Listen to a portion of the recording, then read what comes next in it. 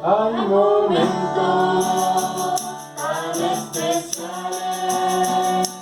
junto a ti, Señor. Hay momentos tan especiales junto a ti, Señor, en los que puedo sentir tu presencia, en los que puedo recostarme en ti, en los que puedo yo probar de tu amor, en los que puedo sentir tu presencia, en los que puedo recostarme en ti, en los que puedo yo probar de tu amor. Hay momentos tan especiales junto a ti, Señor.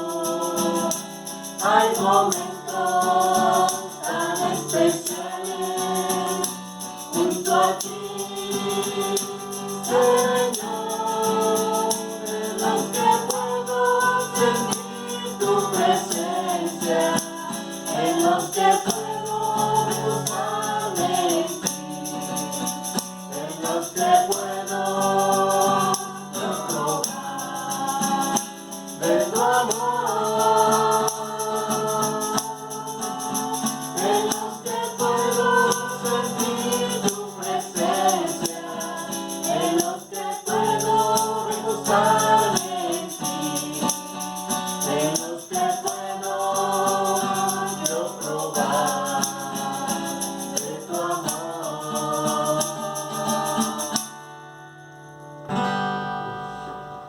Tú solo eres Jehová. Tú hiciste los cielos y los cielos y los cielos con todo su ejército, la tierra y todo lo que está en ella, los mares y todo lo que hay en ellos, y tú vivificas todas estas cosas, y los ejércitos de los cielos te adoran. Tú solo eres Jehová. Tú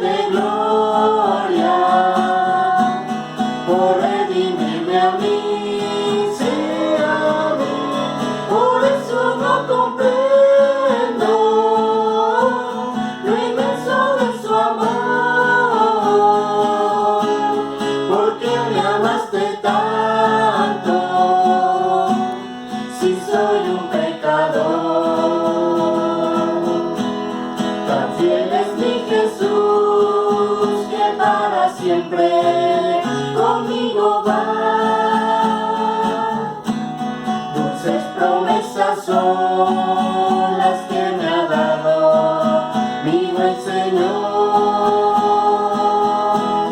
Doquiera que yo voy, ha prometido conmigo está. Por eso yo le alabo y a su nombre doy loor. Su trono incomparable y el canto de sus ángeles dejó el Rey de gloria por redimirme a mí. Sí, a mí. Por eso no comprendo lo inmenso de su amor, porque me amaste tanto, si soy un pecador. Tu fidelidad es grande,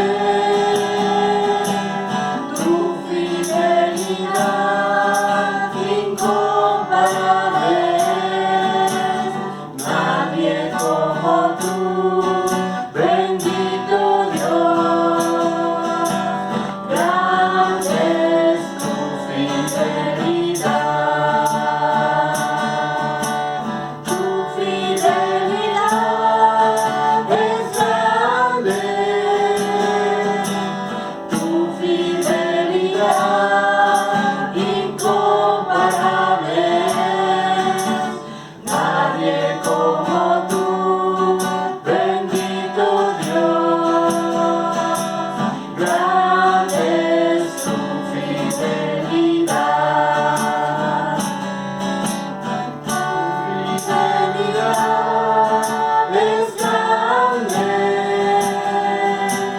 tu fidelidad incomparable.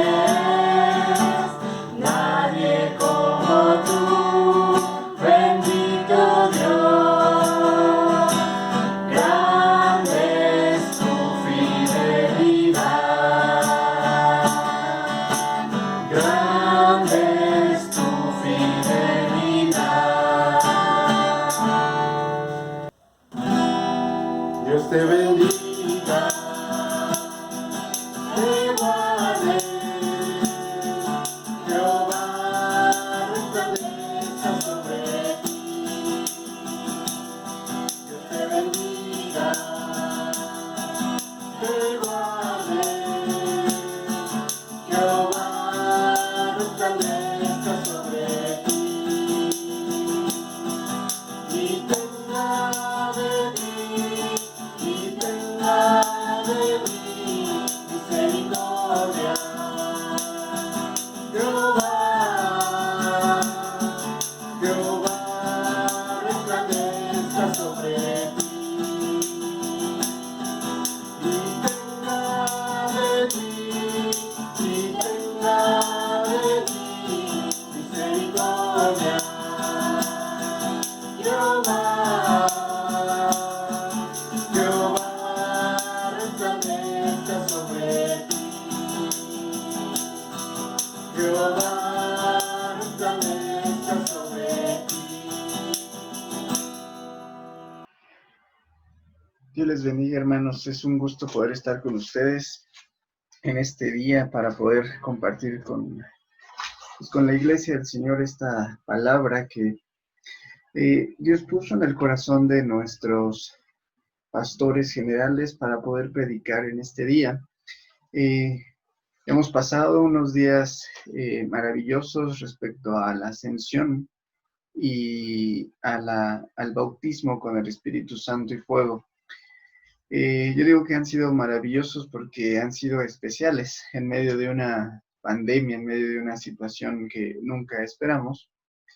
Sin embargo, estamos agradecidos con Dios porque, como lo hemos escuchado en más de una transmisión, el Señor no está encerrado, Él está en todo lugar y hoy está con nosotros como siempre lo ha estado, y seguirá estando con nosotros de una manera extraordinaria. El día de hoy vamos a ver un tema acerca de el evangelismo y las misiones. Y bueno, en su hogar puede tener a la mano la nueva raza, vamos a estudiar acerca de ella. Y el día de hoy el tema se llama la diferencia entre evangelismo y misiones. Les invito a que en su casa abran su Biblia en Romanos capítulo 15, verso 21. Vamos a darle lectura todos juntos. Bueno, en sus hogares ustedes denle lectura juntos a su familia. Búsquelo. Romanos 15, 21 dice: sino como está escrito, aquellos a quien nunca les fue anunciado acerca de él, verán, y los que nunca han oído de él, entenderán. El apóstol Pablo hace un recordatorio de lo que dice el profeta Isaías. En su capítulo 52, versículo 15, el último verso antes de iniciar los sufrimientos del siervo de Jehová. Llama mi atención cómo Pablo recuerda, antes de predicar al Cristo crucificado, les dice, es tiempo de predicar a todo mundo, a creyentes, a no creyentes. Suena gracioso quizá o un poco contradictorio decir predicarle a creyentes, pero en tiempos difíciles es tiempo también de seguir compartiendo el evangelio aún a personas que ya creen. Van a mirar en su pantalla las diapositivas que vamos a estudiar en este día y vamos a darle lectura. Ya le dimos lectura a Romanos capítulo 5, verso 21. Y veamos nuestras verdades bíblicas. La Biblia nos enseña que el evangelio debe llegar a todas las naciones. Cuando el Señor Jesús hace, o más bien dicta la gran comisión al momento en el que Él asciende, Él dice, por tanto, id a todas las naciones. Todas las naciones no solamente se está refiriendo a los países que están conformados y el día de hoy tienen una independencia o son reconocidos, sino que hace referencia a todos los pueblos, ya sean pertenecientes a un país o no, que sean localidades muy precisas dentro de ciertos países, naciones, viene de la palabra etnia, o más bien etnos. Etnos quiere decir etnia, y etnia se refiere a cualquier pueblo de diferente cultura, religión, idioma. A eso se refirió el Señor. Vayan a todas las naciones, y se refirió a pueblos indígenas, a pueblos extranjeros, a todo el mundo. Y nuestra verdad bíblica aplicada dice que la iglesia tiene este privilegio y esta responsabilidad. Es importante mencionar que mucho se ha hablado acerca de las señales antes del fin. ¿Cuándo va a venir el Señor Jesús? ¿Cuándo se aparecerá en las nubes? Muchos están diciendo ya es el tiempo porque el chip lo están desarrollando ciertas personas, se está llamando a un nuevo orden mundial debido a la pandemia, etc. Se está hablando mucho del tiempo de la llegada del Señor Jesús. Pero cabe resaltar que Él dijo que habría muchas señales. Habría terremotos en muchas partes del mundo, en diferentes partes del mundo. Habló de pestes, de enfermedades, habló de guerras, rumores de guerras, nación contra nación, falsos cristos, y dijo, pero aún no es el fin. El fin llegará cuando este evangelio llegue a todas las naciones para testimonio de ellos. Y resalto este pasaje porque este tema es sobre evangelismo. y misiones, cómo predicar el Evangelio, pero más que cómo predicar, saber la diferencia entre qué es evangelismo y qué son las misiones. No con el fin de saber la diferencia y ya, sino de hacer algo al respecto al conocer este gran mandamiento. Dijo el Señor, cuando sea predicado este evangelio, entonces vendrá el fin. Hermanos, es tiempo que prediquemos la palabra. A tiempo, fuera de tiempo, oigan o dejen de oír, para que el Señor venga pronto. Es necesario, dice Pablo, que inspirado por el Espíritu Santo, que toda la tierra gime a una por la manifestación de los hijos de Dios. Es tiempo, hermanos, que manifestemos quiénes somos, quién es nuestro Padre, de quién somos hijos y a quién nos queremos parecer. Veamos nuestra introducción. Bueno, antes de pasar a la introducción, regreso un poco a la verdad bíblica aplicada. Dice que la iglesia tiene esta responsabilidad y privilegio. Son dos palabras contrarias. Responsabilidad es alguien que tiene que cumplir ciertas obligaciones y privilegio es una persona que, o más bien es una cualidad de evitar ciertas obligaciones. Por eso a muchas personas se les dice privilegiadas porque tienen la posibilidad de evitar ciertos castigos o ciertas normas o ciertas cosas. Eso es un privilegio, poder evitar ciertas responsabilidades. Como le digo, parecen, o más bien son dos palabras contrarias, pero el Evangelio es justamente esto, algo que es muy contradictorio. Pensemos en el Evangelio. Dios se hace hombre. En ninguna religión pasa esto. Si hay en alguna religión un Dios que se vuelve hombre, ese hombre quiere volver a ser Dios.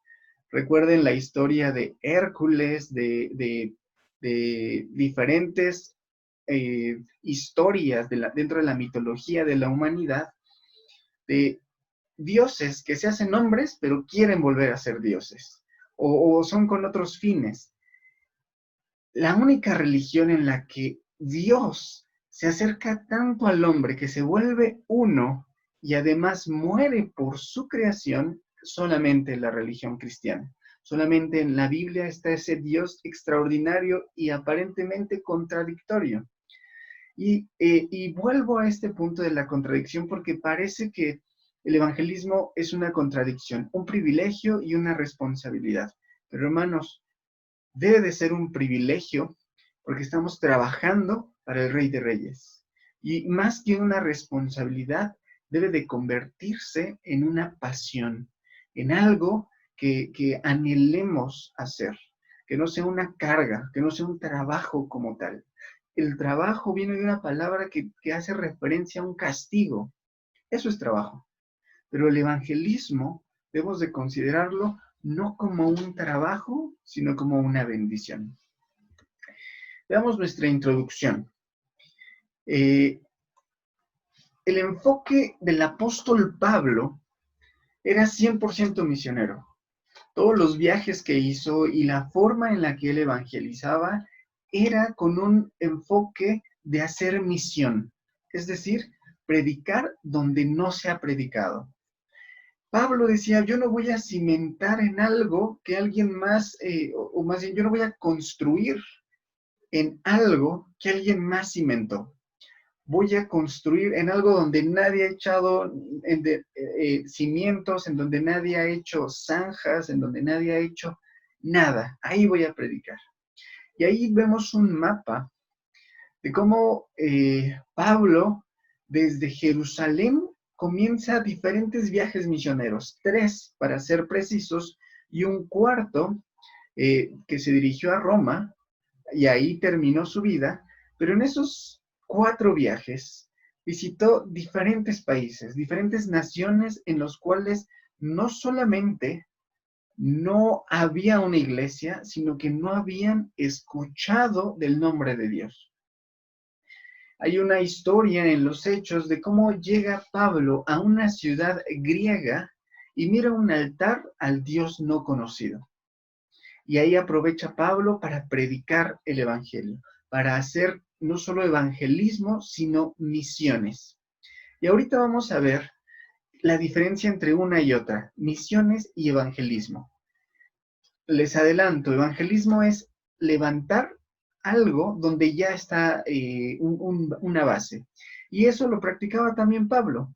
Cuando Pablo llegaba a una nueva ciudad, regularmente predicaba primero en las sinagogas. Si en la sinagoga no era bien recibido, entonces salía a las plazas, salía a las calles y predicaba el evangelio.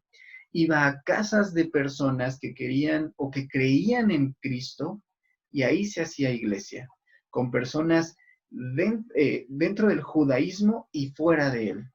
Eso era evangelismo. Primero, predicar donde ya había un cimiento, pero misiones es predicar donde nada se ha predicado, no el evangelio del Señor. Muchas veces la palabra misión o misiones es utilizado cuando se abren nuevas iglesias dentro de nuestra comunidad o dentro de la ciudad a la que pertenecemos.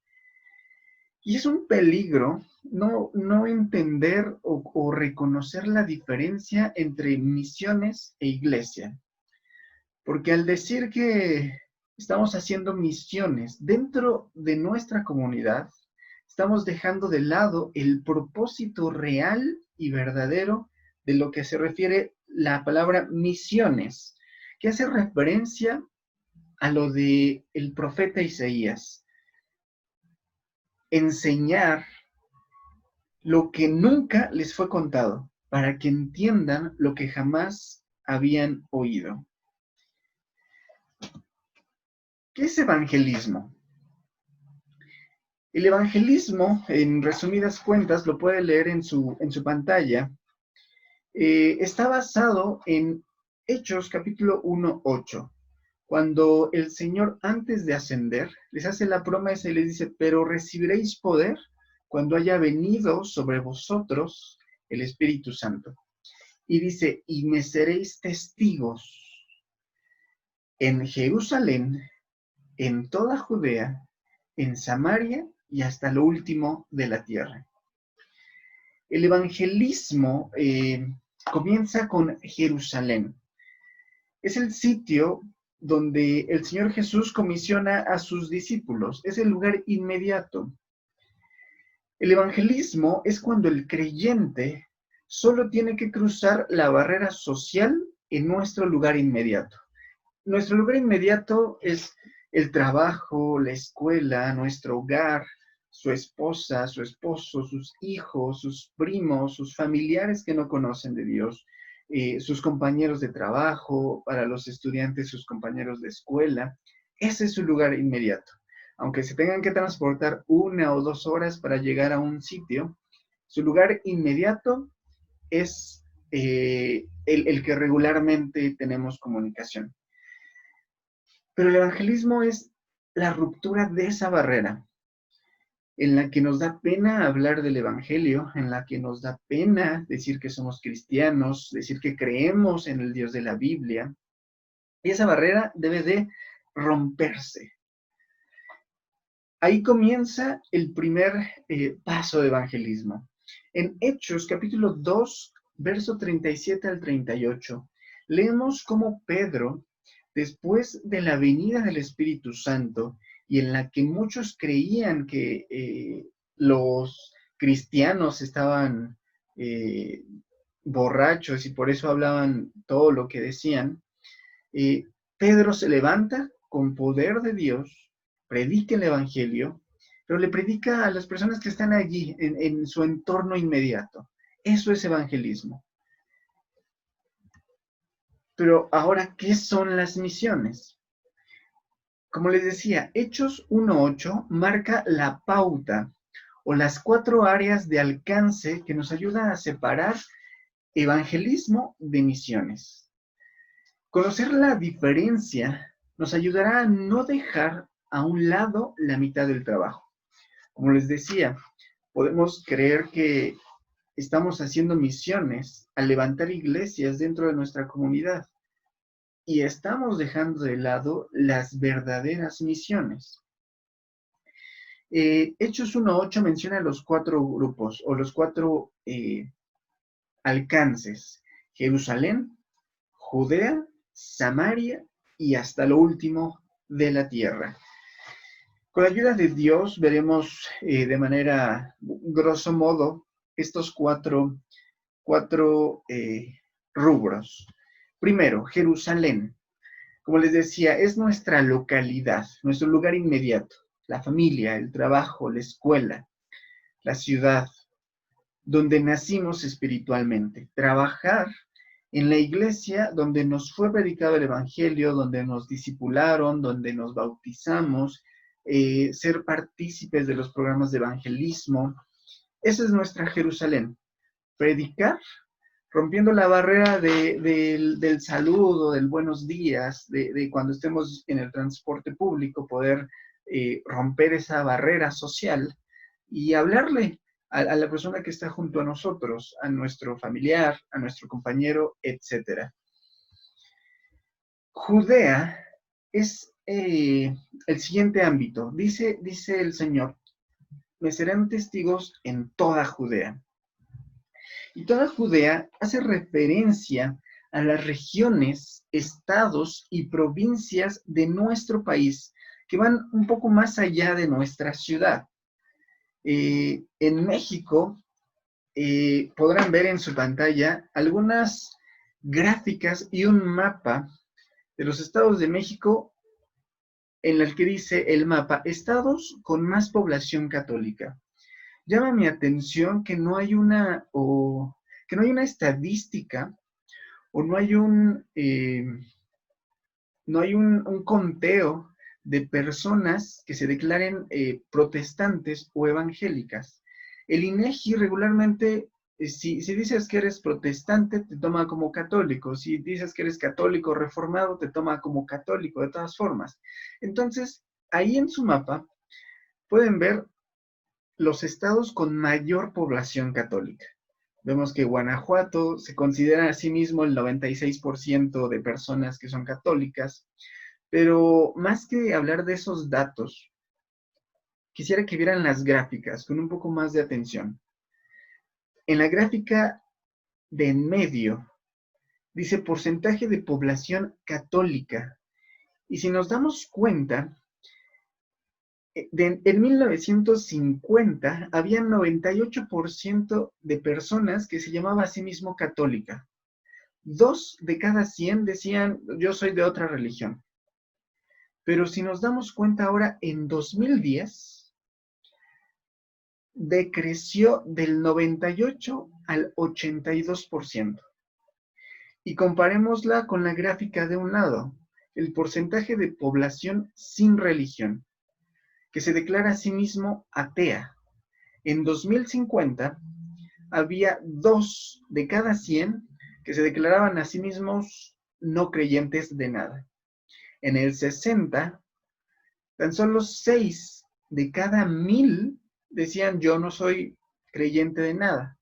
Pero vea la gráfica que ahora en 2010, y bueno, ahora estamos en 2020 y seguramente este número aumentó demasiado, pero en 2010 la tasa de ateísmo fue un aumento.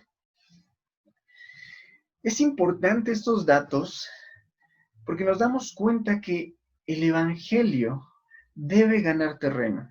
En esos lugares, en esos países, o más bien en esos estados en los que se está decreciendo, de creer, pues sí, algunos creen en la Virgen, otros creen en el Cristo del crucifijo, pero todos esos 98% de personas que se dice llamar católica es terreno fértil para que le prediquemos la palabra.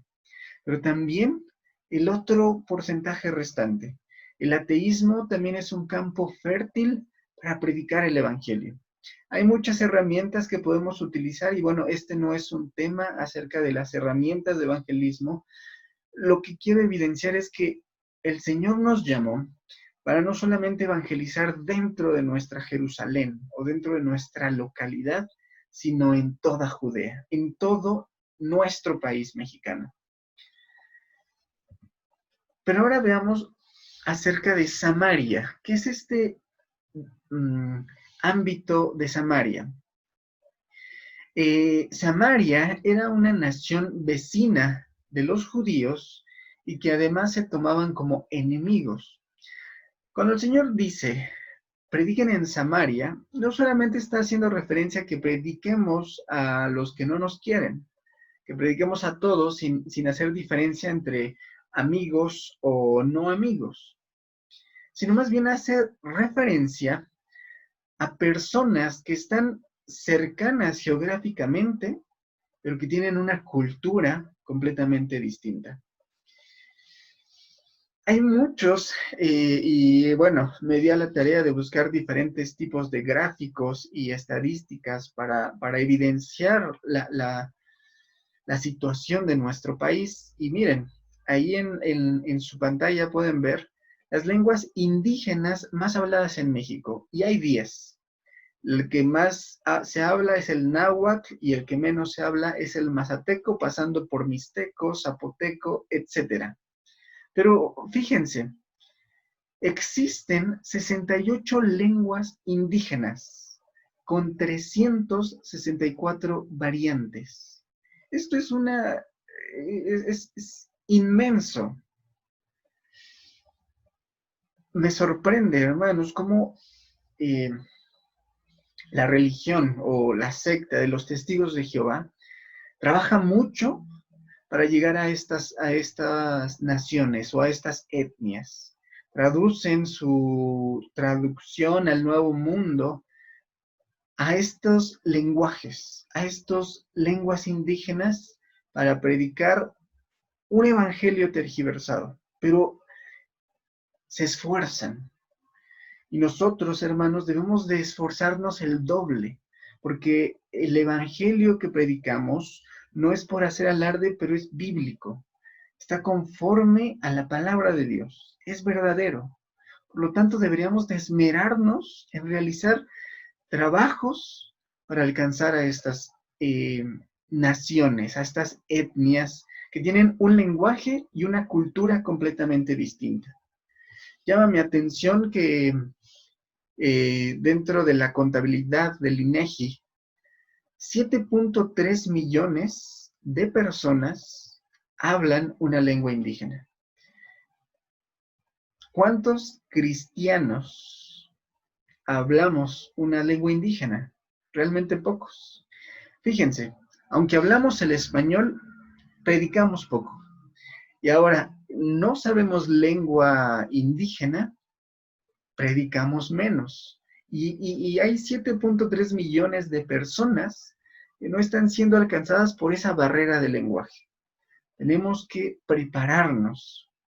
No solamente, bueno, no me quiero adelantar, pero aquí hay otro mapa de la República Mexicana, en la cual, si le pone pausa al video, se va a dar cuenta de cómo están ciertos grupos indígenas regados o dispersos en la República Mexicana. Vemos que en el sureste hay mayas, hay mixes, en el centro del país hay chinantecos, nahuas, mixtecos, al norte hay tarahumaras, personas que requieren el evangelio.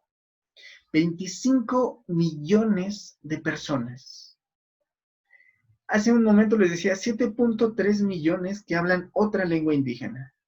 Pero en esta diapositiva o en este mapa dice 25 millones de personas que se declaran a sí mismo o se reconocen a sí mismo como indígenas.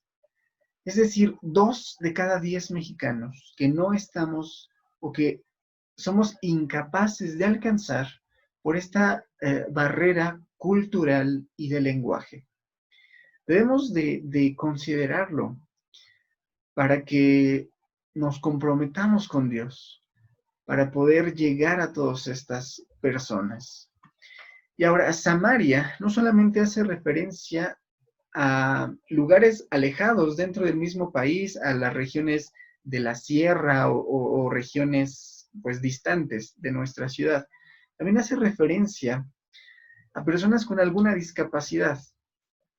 A mí me sorprende cómo entre las personas que no son oyentes, que son sordas o que son hipoacúsicas, tienen una cultura completamente distinta o muy diferente a la nuestra. A pesar que viven en la Ciudad de México, a pesar que podrían ser nuestros vecinos, tienen cultura distinta, tienen un lenguaje distinto. Y aunque los podremos ver cuando vamos al pan, a las tortillas, seguido, porque están cerca, hay una distancia social muy grande debido a esta barrera cultural y de lenguaje. Hablando solamente de los sordos, porque bueno, hay ciegos, hay personas con síndrome de Down, hay personas con autismo. En México se considera que hay 7.7 millones de personas con alguna discapacidad.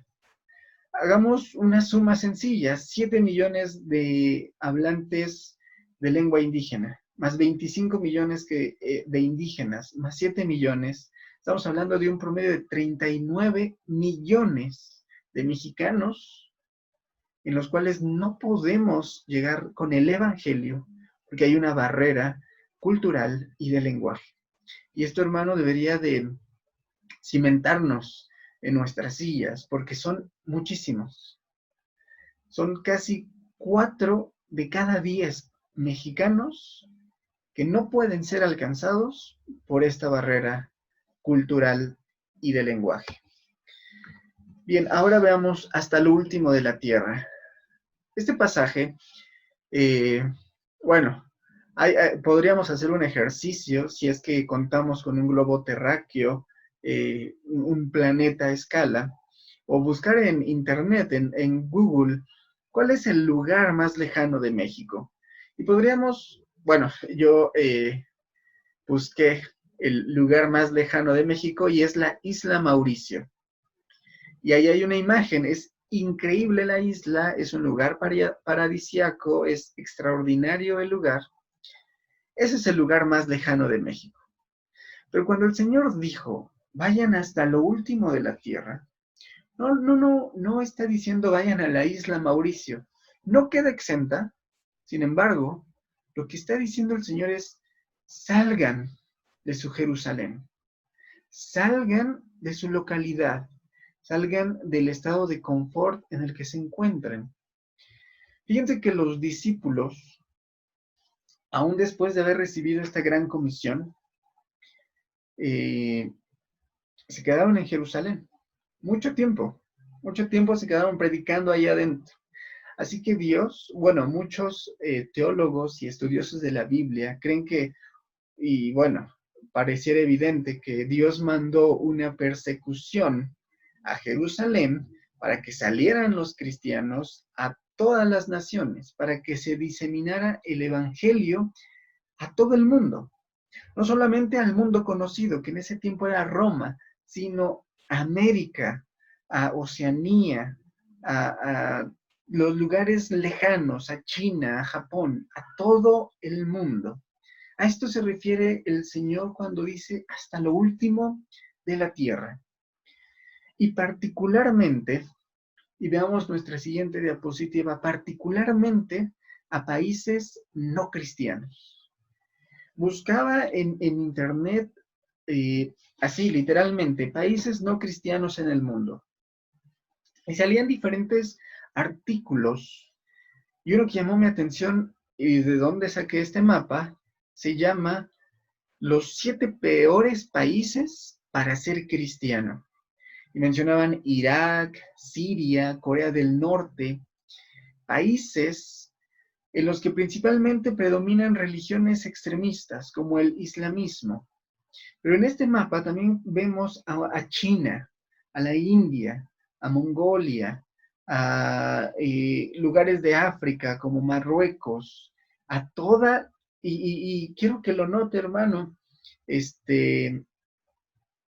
toda la península arábiga es un lugar malo para ser cristiano. Acá en América del Sur está Colombia y bueno, otros países, Venezuela tampoco es un, digámoslo así, un buen país para ser cristiano, pero es allí a donde el Señor hace referencia para que vaya el cristianismo hasta lo último de la tierra. Hay esos países en los que no se ha escuchado el Evangelio de Dios.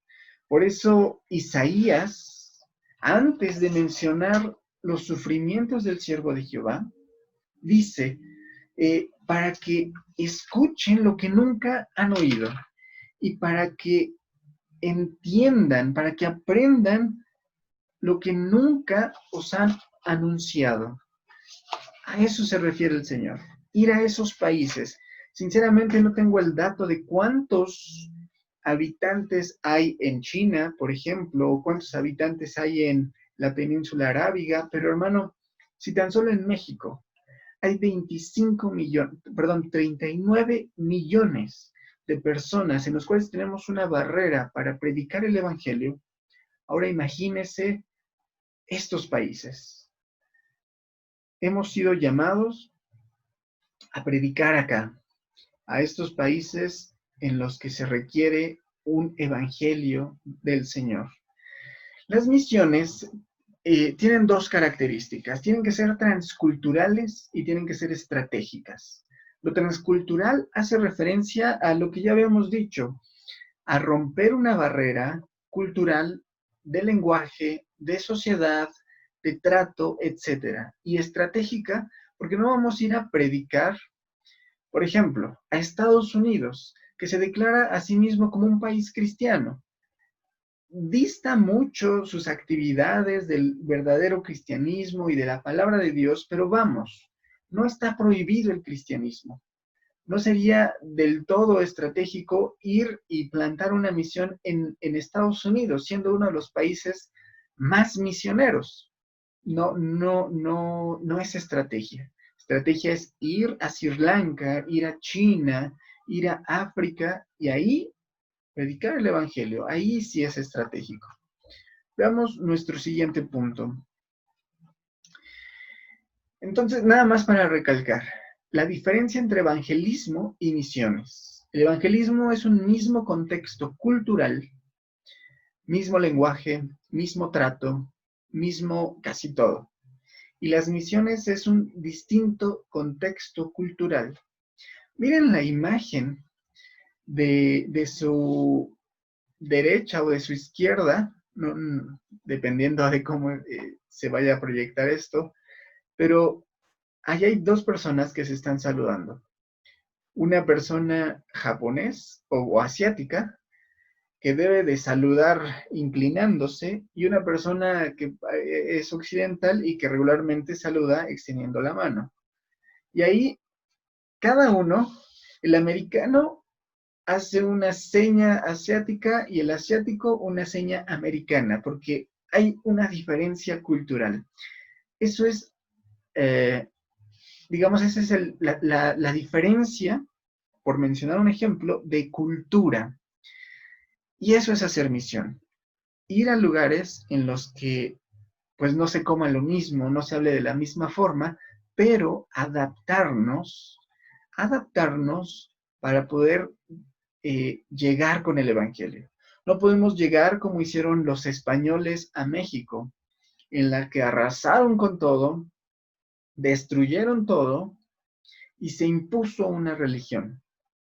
No, el cristianismo no hace eso. El cristianismo predica el amor de Dios, adaptándonos, como diría Pablo, haciéndonos flacos con los flacos, no cayendo en pecado, hermano, no tergiversemos la palabra, sino adaptando nuestra forma de vivir, de comer, de hablar, de vestirnos, para poder llegar con el Evangelio a toda criatura. Evangelismo, en otras palabras, es levantar iglesia donde ya hay. Y misiones es levantar iglesia donde no lo hay o apenas se está echando raíces. Hacer misiones es también enviar a misioneros con visión y con misión, con un llamamiento de parte de Dios, para que Él lo respalde, pero también nosotros debemos de hacer algo. Es un error, hermanos, creer que las misiones fueron para la iglesia antigua. Un completo error. La verdad es que tenemos a un Dios misionero. Un misionero es alguien que sale de su lugar de origen y de su cultura y de su lenguaje y se va a otro lugar, lejano, a predicar el Evangelio de Dios. Y eso fue lo que hizo Cristo. Renunció a su trono de gloria y cambió el lenguaje que se habla en el cielo por un lenguaje humano. Su naturaleza divina siguió siendo divino, pero se encarnó y vamos, vino a este lugar, predicó el Evangelio de Dios, de su Padre, y murió por nosotros, encarnando en sí mismo el Evangelio de Dios. Entonces vemos cómo Dios es un Dios misionero, un Dios que envió a su Hijo y que su Hijo nos envió a nosotros a que evangelicemos y también hagamos misiones a todo el mundo. Vemos a lo largo de la Biblia cómo Dios busca la salvación de todos los hombres. Vemos a un Jonás, profeta de Israel, que es enviado a Nínive, una ciudad asiria. Vemos a un Elías hospedándose con una viuda de Sarepta, que también no era del pueblo de Israel. Vemos a un Dios usando la vida de Ruth para que de ahí viniera la descendencia del Señor Jesús. Vemos a un Dios que recoge la vida de una ramera de Jericó, a Rahab, y la hace parte de la familia de Dios. Hermanos, nuestro Dios es misionero. Él envía y busca salvar, bueno, envía a sus hijos a predicar para salvar a todo aquel que cree en el Hijo de Dios. ¿Qué podemos hacer? Ya vimos la diferencia entre misiones y evangelismo, pero ¿qué podemos hacer? Ahí hay 3 iconos en su pantalla. Esos 3 iconos hacen referencia a 3 acciones. Pies para ir, manos para dar y rodillas para orar. Quizá usted diga, yo soy muy grande de edad, o no tengo la capacidad para aprender otro idioma, un nuevo lenguaje, no puedo ir por cualquier cosa. Le quedan dos cosas por hacer: sus rodillas para orar y sus manos para dar. Disponga su fe a través de la oración. Disponga sus finanzas a través de las manos para dar. Hermanos, hay mucha necesidad allá afuera. Y si nosotros no salimos y conocemos a alguien que ya salió y predica el Evangelio a niños, ancianos, a cualquier otro lugar, y está en nuestras posibilidades, y aunque no esté en nuestras posibilidades, apoyémosle, ayudémosle a través de la oración. Hermanos, nunca nadie fue pastor, bueno, no nunca, sino de nadie de los que vivimos ahora hemos sido instructores en medio de una pandemia. Los pastores no han sido pastores dentro de una pandemia. Y los evangelistas, los misioneros, nunca lo han sido dentro de una pandemia. Apoyémosle, hermano, en lo que podamos. Si es con oración, que sea de compromiso. No fallarle a Dios e interceder por su siervo todo el tiempo que podamos. Y si está en nuestra capacidad financiera, apoyarle, igual con un compromiso de no fallarle a Dios y cada mes o cada semana o cada vez que podamos compartirle a estos hermanos que han salido a predicar el Evangelio. Ya para terminar, el enfoque bien entendido de lo que es evangelismo y de lo que es una misión se refleja en Apocalipsis 7:9. Un momento, hermano, extraordinario que va a ser maravilloso poder vivirlo y me encantará estar en ese momento. Dice o describe Juan: vi una enorme multitud de todos los pueblos, de toda nación, de toda tribu y de toda lengua, que era tan numerosa que nadie podía contarla. Hermanos, Juan vio una multitud enorme, no de judíos, no de romanos, no de griegos, nada más, sino de toda tribu, pueblo, lengua y nación, que estaban delante del trono de Dios y delante del Cordero. Esto, hermano, hemos sido llamados a hacer o a buscar, a cumplir la gran comisión. Id y haced discípulos a todas las naciones, bautizándolos en el nombre del Padre, del Hijo y del Espíritu Santo. Hermano que está escuchando esta transmisión, que quizá la puede escuchar en otro momento, quizá no la escucha hoy domingo, tal vez la va a escuchar en otro momento, pero este mensaje es atemporal. Predique a tiempo y fuera de tiempo. Busquemos a las almas perdidas. El Señor ya hizo algo, lo más extraordinario que pudo haber hecho. Se encarnó, se humanó y murió por nosotros. Al tercer día resucitó para conseguirnos una salvación extraordinaria. Hemos sido llamados a cumplir este mandato. Cumplámoslo. Hagamos obra de evangelismo. No descansemos. Aunque estemos en medio de una pandemia, prediquemos el evangelio. A través de redes sociales, a través de WhatsApp, a través de Facebook, a través de cualquier medio, hermano, úselo para llevar esta palabra al Señor. ¿Cuál palabra? La que Cristo murió por nosotros. Y